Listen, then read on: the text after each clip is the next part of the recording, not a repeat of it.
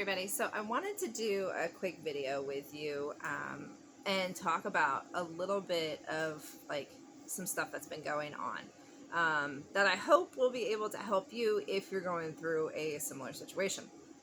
So about 2 weeks ago, my oldest daughter, or not my oldest daughter, my middle daughter was I guess playing with, I guess you consider it playing with the blinds on our front door.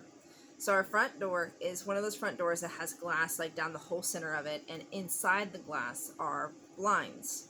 And the blinds have like a little knob on the outside of the door that goes up and down, and you can, put the blinds up and down or open them or close them, whatever you want to do.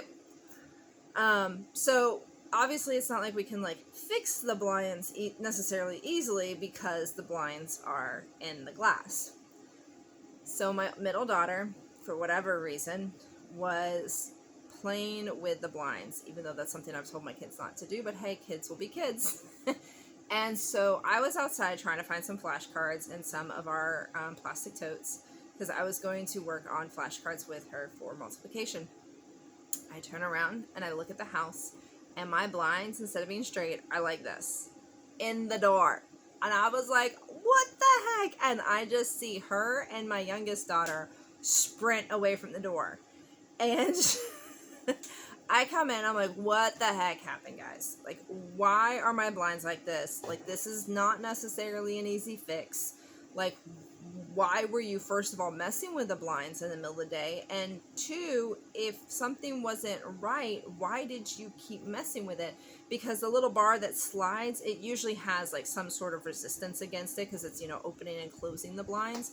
Well, the little bar would just go shoom, shoom, shoom up and down the thing. Like, it would not stay. And obviously it was not opening or closing our blinds. And I was mad because it's not a cheap door. It's not like a crazy expensive door, but it's still not a cheap door. And I haven't the slightest idea how to clean or fix that kind of thing. And so I told my girls they need to stop playing with that stuff. Like, this is a huge lesson. And when I tell you don't play with stuff, you don't play with stuff. And I was fuming. Like, I wasn't screaming or anything at my kids, but I was that mad where I'm talking very calm and very like authoritative, and when I'm like that, my kids absolutely know they screwed up. So my middle daughter, I told her, she's going in timeout. She went in timeout for a while because I'm like, you know better than to play with the blinds, and not only did you play with the blinds when I told you not to do that, but now you broke them. So she went into timeout, and my youngest daughter was like, I didn't touch them. I'm like, I know you didn't, you were just standing there next to her, but you also know that you shouldn't be playing with the blinds. So next time you should maybe try to tell your sister to stop or come get me if she's not listening. So my husband wasn't home at the time. I called him and I told him that the blinds got broken. And I'll be completely honest, I cried. Because our house, as you can kind of still see, is still there's still drywall and stuff like that, is still under construction. It's not finished. The walls still need more mudding. We need to paint. We need to get the kitchen cabinets. There's a whole bunch of stuff that still needs to be done. And so the few things that are done, like the doors, I'm very happy that we have stuff that's done. But when my husband came home, I just cried. And I cried, and I'm like, this is retarded, but I'm still crying. And I was crying because, my frustration over things going slowly had finally reached its peak. And it had finally, broken me. And it led to this whole, deep dive of myself personally. Because my husband, praise God, my husband's handy, was able to fix the blinds. He watched some YouTube videos and got it figured out, and the blinds work just fine now. My middle daughter apologized for playing with the blinds. I obviously accepted her apology. We said we love each other, that whole 9 yards. So there's all that. But I realized when this was happening that I got so angry over something so little. And again, not that I was about it, but I got so angry over something little And something I knew, because my middle daughter's my stubborn one. She is ready to go like toe to toe with you on anything and everything. And it drives me nuts, but I'm also super proud of it. So, with that being said, when my middle daughter knows she's screwed up, she acts a completely different way. She is very apologetic, very like, I messed up and everything else. And in that moment, I guess I should have been obviously a little bit more compassionate, because she was acting her like, oh gosh, I screwed up real bad way, instead of like, I don't care what you say kind of thing. And so I realized after all this happened, after I cried to my husband, after my husband fixed the blinds, that since we have moved to Oklahoma, there is definitely a level of stress that I have been under because of our move, because of literally moving to a property with absolutely nothing on it, like no infrastructure, no nothing, to building up to what we have now with the animals, with the infrastructure, with now having a tiny house and everything else. And so I realized that I was not the same mom in a sense that I had been when we lived in Florida. Because even recently we went on a trip to Florida because my husband's grandmother died.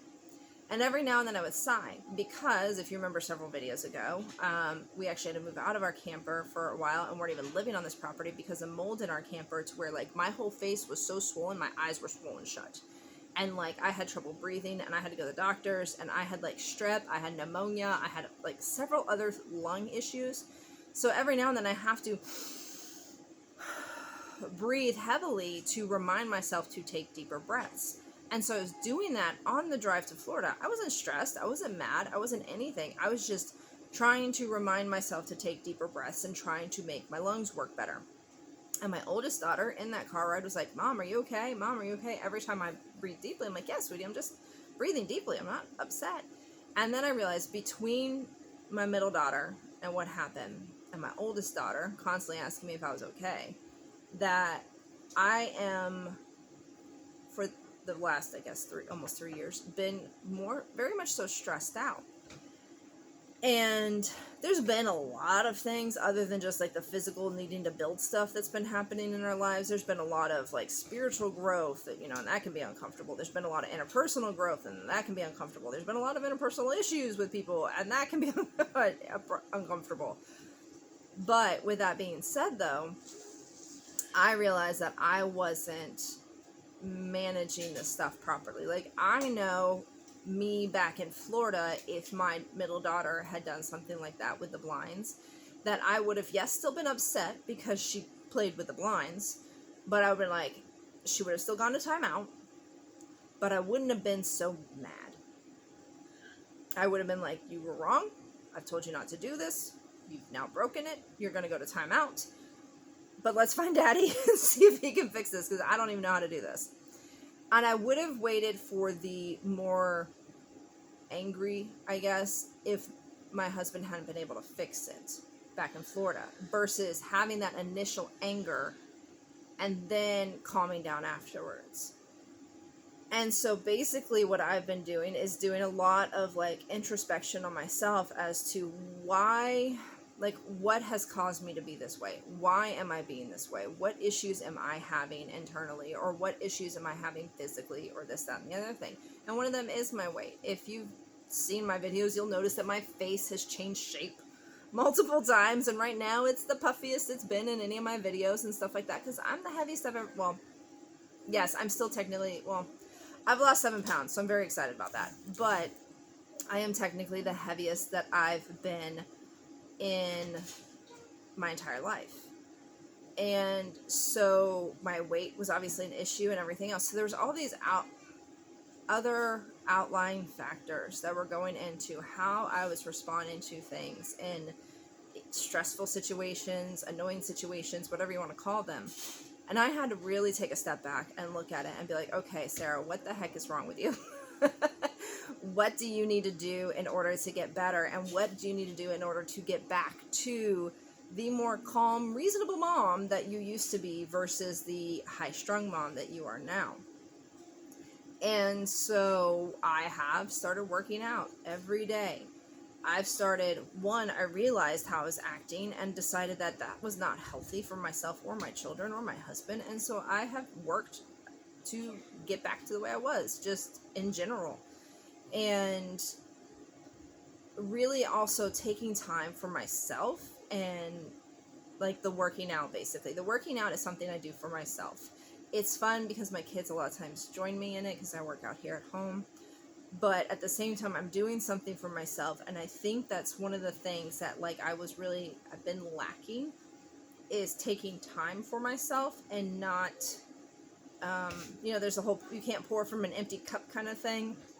If I'm not taking care of myself, if I'm not doing the things that I need to do mentally, physically, spiritually to fill myself up and to be a good version of myself, then I'm not going to be a good version for other people. And I guess that's kind of what I wanted to basically share in this, story, is that when we're feeling that stress, when we're feeling that anxiety or that frustration or that anger or whatever, or we get to the point where we realize that we are not being the best versions of ourselves, we need to, one, give ourselves some grace, but at the same time, we need to look and be like, okay, what is going on? Why are you acting this way? What do you need to do in order to change this? And for me, yeah, it was getting in better shape. It was getting a better grip on my life. It was acting better about certain things.